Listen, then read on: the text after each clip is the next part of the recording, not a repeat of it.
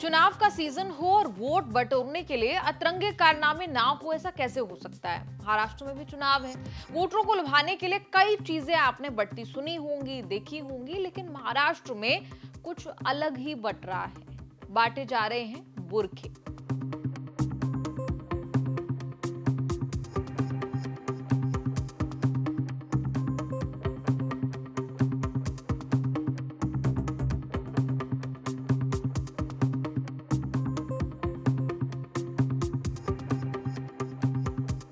ये है यामिनी जाधव, महाराष्ट्र के मुख्यमंत्री एकनाथ शिंदे के नेतृत्व वाली पार्टी की विधायक। यामिनी भायखला निर्वाचन क्षेत्र का प्रतिनिधित्व करती हैं, जो कि एक मुस्लिम बहुल आबादी वाला क्षेत्र है। जाहिर तौर पर इसे वोटरों को लुभाने का पैंतरा माना जा रहा है। चुनाव आने वाले हैं।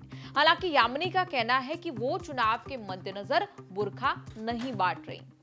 ये कोई भी चीज चुनाव को मद्देनजर रखते हुए कभी करती नहीं, न की है न आगे कभी करेंगे। तो अगर कोई अपोजिशन वाले मेरी चैलेंज है आज कि अगर कोई अपोजिशन वाले ये कहेंगे कि भाई मुस्लिम लोगों को इकट्ठा करने के लिए, उनका प्यार बांटने के लिए, उनका विश्वास इकट्ठा करने के लिए यामिनी जाधव, यशवंत जाधव और ये सारे लोगों ने ये हिजाब या बुर्खा डिस्ट्रीब्यूशन लिया है, तो ये कोई ऐसा इसमें चुनावी हमला है नहीं। ये पहली बात मैं क्लियर करना चाहूंगी।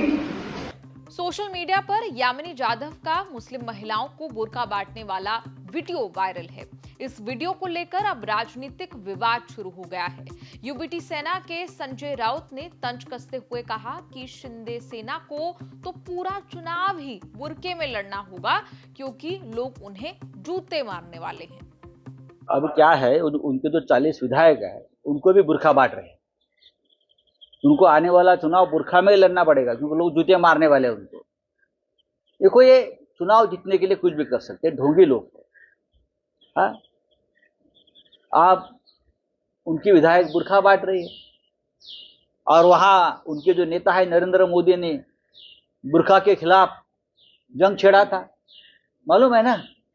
उनके लोगों ने जो स्कूल कॉलेज में जो बच्चियां बुर्खा पहनकर जाती थी, हाँ, उन पर हमले किए ना, आपको मालूम है ना। मामला हाई कोर्ट, सुप्रीम कोर्ट तक चला गया था, और आप लोग बुर्खा बांट रहे हैं। लेकिन इसका मतलब है आप ढोंगी है। आप चुनाव जीतने के लिए किसी भी हद तक जा सकते हैं। संजय राउत ने कहा कि उनकी विधायक बुर्के बांट रही हैं और नरेंद्र मोदी ने बुर्के के खिलाफ जंग छेड़ी थी, मतलब ये ढोंगी लोग हैं।